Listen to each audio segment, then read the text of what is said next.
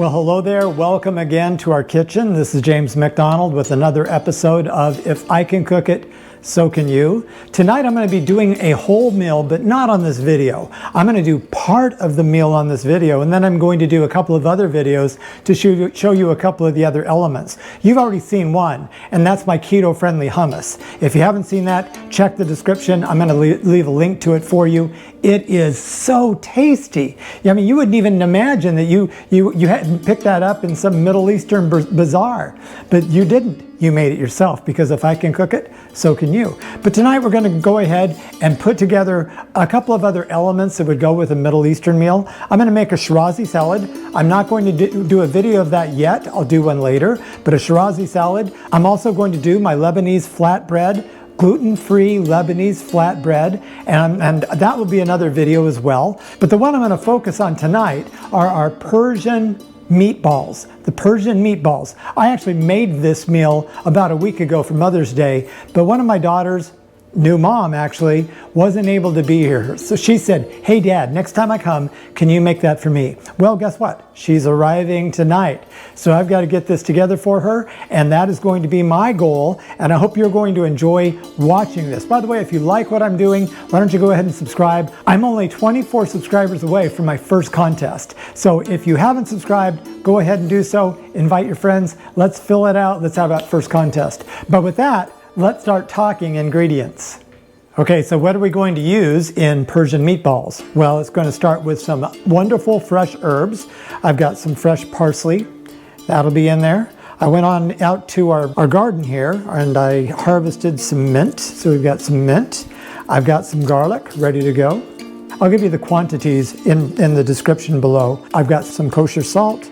I have some black pepper. I have, gotta make sure about this one. Oh, this is the coriander. That's our coriander. Coriander, of course, is another name for cilantro here in the States, but that is ground coriander. And this is my cumin, distinctive aroma on cumin. We also have our cinnamon. Got a little bit of cinnamon in there. This is gonna be our allspice. Oh yeah, allspice right there. I like to put in a little unconventional thing, that's cayenne pepper, right there. And then some ground ginger. Yeah, there we go, ground ginger. We're also going to have about a third of an onion. I'm going to go ahead and grate that up, 1/3 onion, and then 2 pounds of ground beef. I really like to find locally sourced ground beef, and that's what we have here. And we're going to go ahead and add all of this together and put it into the oven in just a bit. So with that, let's get mixing. Okay, so we've got our ingredients all together. So what are we going to do now? We're going to chop up our parsley, we're going to chop up our mint, we're going to chop up our garlic, and then we're going to combine that with all of the other spices into a big bowl and add in our grated onion and mix that all up. Make sure it's all really well mixed. After that's really well mixed, then we're going to bring in the ground beef and then mix it up one more time. After that, we make our meatballs. You ready to go? I'm ready to go. Let's make it happen. Okay, we've got everything mixed together there. It smells, you know what I'm going to say. Amazing. Yes, it does. I love the way all of these herbs and spices just all blend together and give such an amazing aroma. But anyway, you're going to have to try this. So what are we going to do now? We're going to make meatballs out of this. The key to making meatballs is to use an ice cream scoop. That's what we're going to use. We're going to use an ice cream scoop, and that's going to form these meatballs. They're all going to be pretty much the same size, and we should get about 18 to 20 out of this.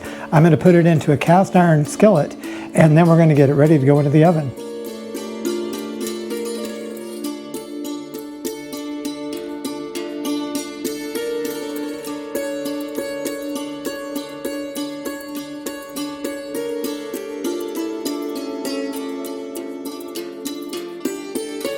All right, so meatballs are ready to go into the oven.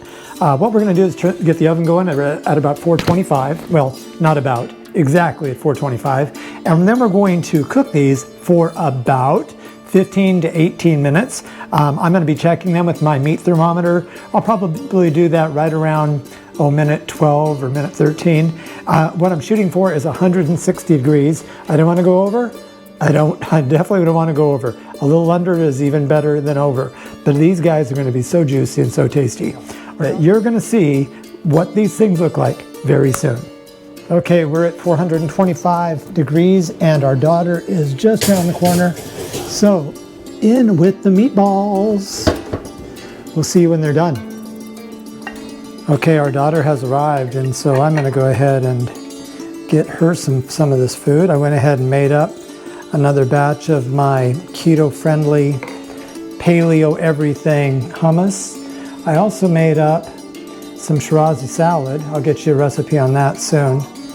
And I made up these meatballs. And I'll tell you what, if you could only smell these guys, oh my, oh my, oh my. You know, this is probably not the best way to plate this. Oh, that's a little bit better.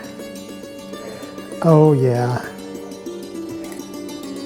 There we go. And friends, there we have it. What do you think? You know, if I can cook this, so can you. I'm gonna go hang out with my family now, okay? Talk to you later.